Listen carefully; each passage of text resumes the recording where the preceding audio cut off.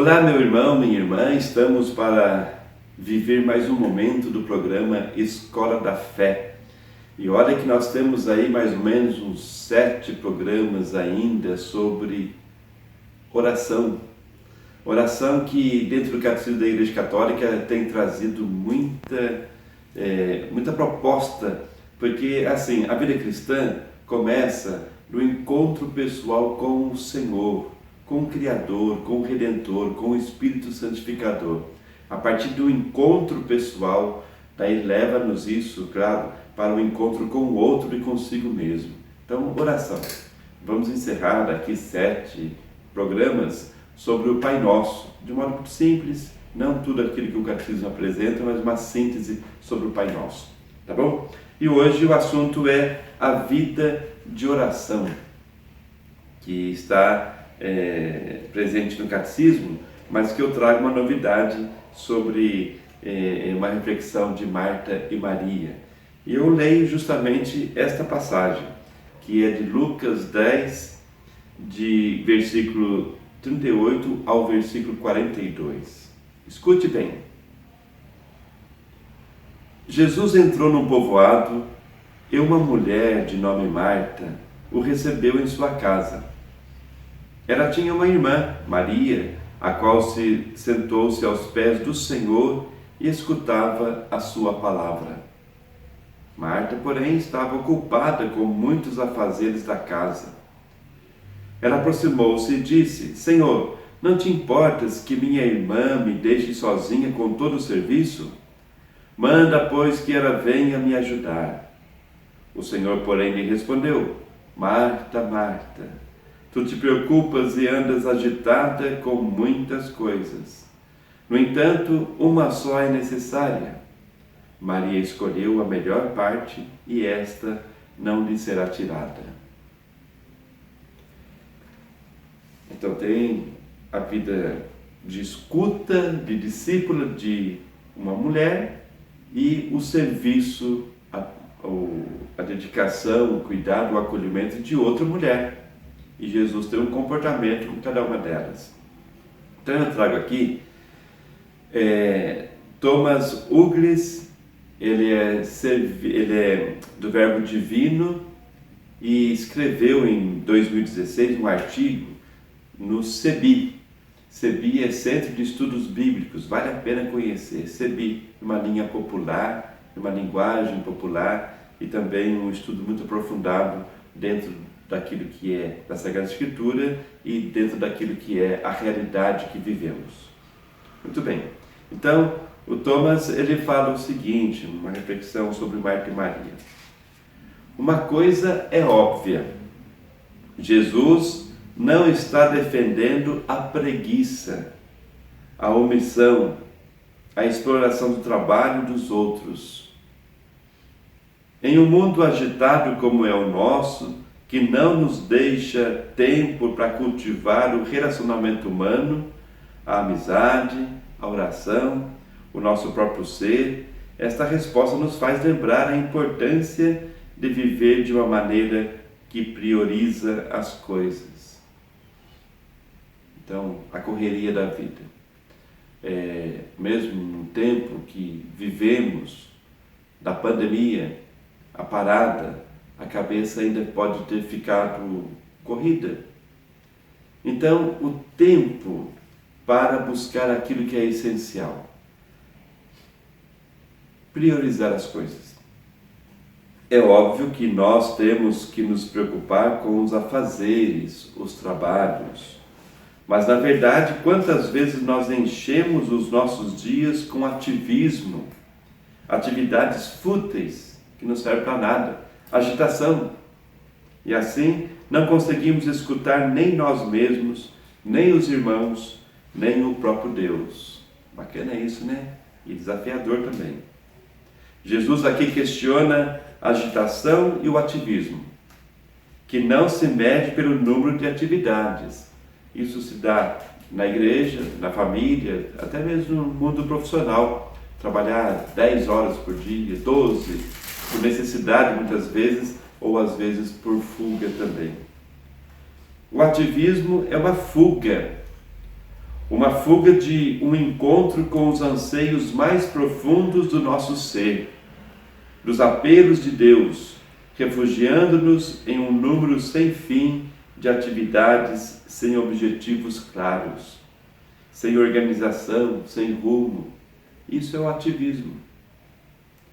A atitude de Maria é a de uma discípula que aprende a viver de maneira nova, ouvindo e ruminando a palavra de Deus, uma palavra que pode levar a muita atividade, mas nunca ao ativismo. Nós padres também corremos o risco de ficar em muitas atividades, pelas atividades, e não buscar o essencial. Na realidade, todos nós temos que ser Marta e Maria. Temos necessidade de nos dedicarmos aos nossos afazeres, mas também é preciso achar tempo para ficarmos aos pés do Senhor. Aqui que está o grande segredo: trabalhar e também escutar o Mestre. O desafio é de conseguir o equilíbrio entre os dois aspectos da vida, entre lançar as redes e consertar as redes, conforme Marcos 1, 16 a 20, entre atividade e oração, entre missão e interiorização, missão e uma vida interior, ação e oração, pois os dois lados são tão intimamente ligados que o desequilíbrio, do outro lado que for, trará consequências negativas para a nossa vida de discípulos e discípulas. Então, se eu fico só de um lado ou só do outro, isso causa desequilíbrio entre nós e em nós. Também aqui temos um alerta. Com frequência corremos o risco de sobrecarregar as pessoas leigas tão dedicadas às comunidades. Então, as pastorais, os agentes pastorais, os ministérios, os ministros, as atividades como igreja, e faz um monte de coisa. Fazer, afazeres é importante, mas de repente ficamos nisso e não temos alegria do serviço, não temos o essencial do serviço, que no nosso caso é evangelizar, é promover a vida, é defender a vida, etc. Então podemos ter muitas atividades pastorais, mas pouca evangelização, pouca vivência.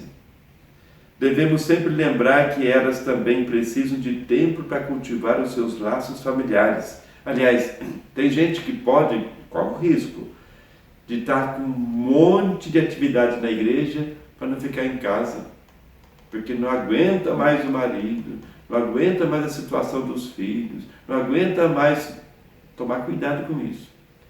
Você faz atividades na evangelização, na comunidade cristã, na sociedade, mas também cuide da convivência familiar, da convivência entre os amigos, amizade, coisas assim naturais do dia a dia, e também a vida pessoal interior. Também essas pessoas que se sobrecarregam demais ou são sobrecarregadas, correm o risco de não aprofundar a própria experiência de Deus. Eu vou até falando de Deus, mas eu não falo com Deus.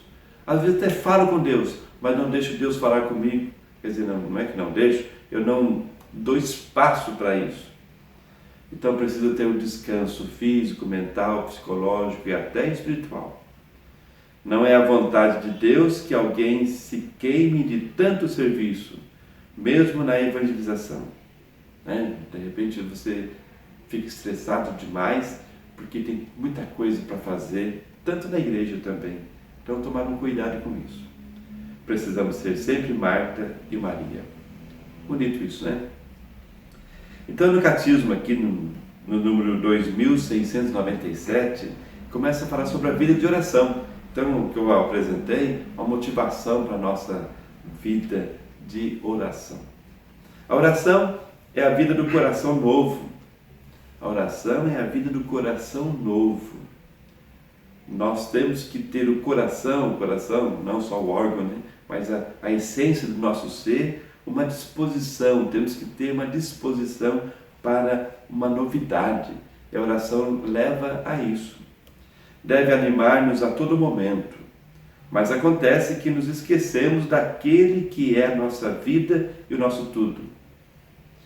Eu tenho assim, a impressão que talvez nós não consigamos viver tão bem momentos de oração pessoal porque não acreditamos na presença de Deus ou não acreditamos naquilo que Ele oferece. Não acolhemos. É por isso que os padres espirituais, na sequência do Deuteronômio e dos profetas, insistem na oração como lembrança de Deus, frequente despertador da memória do coração. Olha que expressão bonita do catecismo. Então, a oração é lembrar de Deus. Deus está presente sempre, mas é para deixa eu parar um pouco. Deus existe, Deus pensa alguma coisa, Deus propõe algo, deixa eu escutar isso, deixa eu renovar isso, deixa eu fazer memória no coração daquilo que Deus é. E Deus permanece sempre querendo falar conosco e em nós. Devemos lembrar-nos de Deus com mais frequência do que respiramos. Mas não se pode orar em todo o tempo, entre aspas aqui, se não se orar em certos momentos, voluntariamente. São os tempos fortes da oração cristã em intensidade e duração. Então, durante o dia todo, Deus permanece conosco. Nós podemos permanecer em Deus também o dia todo, mas precisamos de um momento específico. Quanto tempo? Você vai ver. Começa com 10, 15 minutos por dia e depois pode aumentar. Não é o tempo, mas é a qualidade da oração que é importante. Mas também, se eu conseguir reservar um tempo maior, eu vou exercitar a escuta melhor. O número 2699 diz assim: o Senhor conduz cada pessoa pelos caminhos e de maneira que lhe apraz. É interessante, a fiel vai deixar se conduzir por Deus, o que Deus quer. Então não é tão simples assim, não é fácil, mas Deus quer conduzir a vida, não como paternalista, mas como pai que orienta os seus filhos. Essa relação profunda com Deus. Então, o homem e a mulher de fé se colocam à disposição, à escuta para obedecer. Obedecer vem de escutar, né? Obedecer, escutar. Por seu turno, cada fiel responde-lhe conforme a determinação do seu coração e as expressões pessoais da sua oração. Cada um tem um modo, tem um caminho, tem um ritmo. Deus não fica forçando a barra, mas cada um deve se colocar à disposição com o seu modo e vai aprendendo. Em outros momentos nós vamos falar aqui sobre situações de preparação para a oração. No entanto, a tradição cristã conservou 3 expressões principais da vida de oração: a oração vocal, a meditação e a contemplação.